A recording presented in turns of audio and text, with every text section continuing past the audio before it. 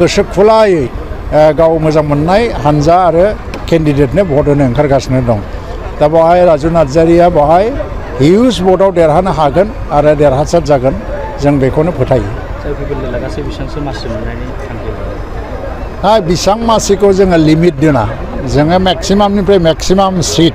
जे मेक्सिमामाव जोङो 40खौ गेलेगोन खिन्थु 40नि गेजेराव 30खौ जोङो मोनगोन होननानै जों सान्दों नाथाय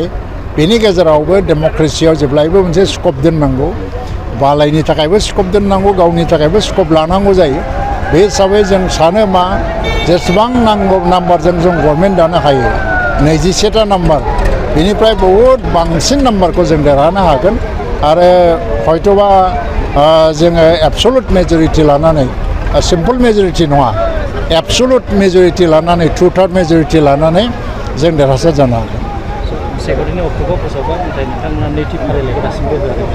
नैथि फारिलाइनि बिजाथि लिस्टआ दिनै नङाबा गाबोननि गेजेराव मोनगोन आरो बे गासिबो फाइनाल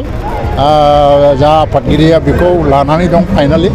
आरो आं सानो जोङो बे टिकेटखौ फोसावनाय लोगो लोगोनो मेसिभलि जोंनि केम्पेइन हाबाफारिया जागायसिगोन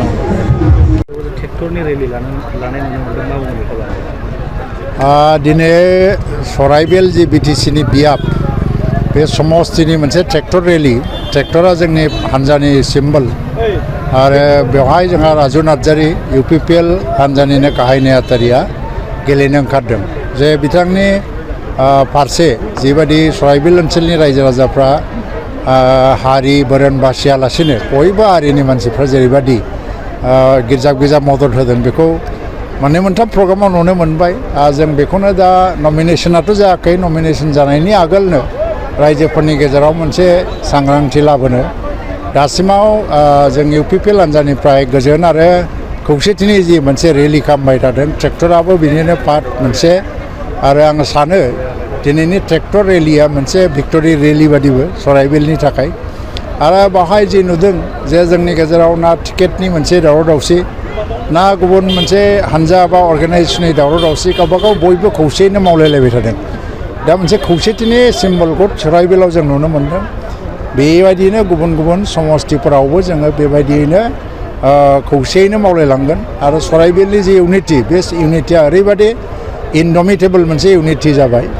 जे बाहाय BPFनि बेसेबांबा बोसोर जागायजेननायनिफ्रायनो मोनसे सासन दङ 2005निफ्रायनो BPFनि सासन आरो बाहाय गुबुन हान्जाया देरहानोनो हायाखै स' बै समनि इलेक्सनफोरा इलेक्सन बादि नङामोन एसे एबनर्मेल इलेक्सन बुलाय सोलायनि इलेक्सन रावबो थावरिनो हाया खिन्थु दिनै मोनसे सुस्थ' गणतन्त्र फैनाय लोगो लोगो मानसिफ्रा गाव गावनि गोसोनि साननाय बायदियै जे भार्डिक्टखौ होनो ओंखारदों मानसिफ्रा जे सोरखौ मोजां मोनो दा दिनै गणतन्त्रखौ मोननानै गोजोन खौसेथिखौ मोननानै लोगोसे जौगानाय मोनबाय सुजित नार्जारिनि मुङाव दिनै बाहाय मोनसे कमिउनिटि हल जादों लामा सामा जौगादों सोलोंथाइ बिथिङाव जौगादों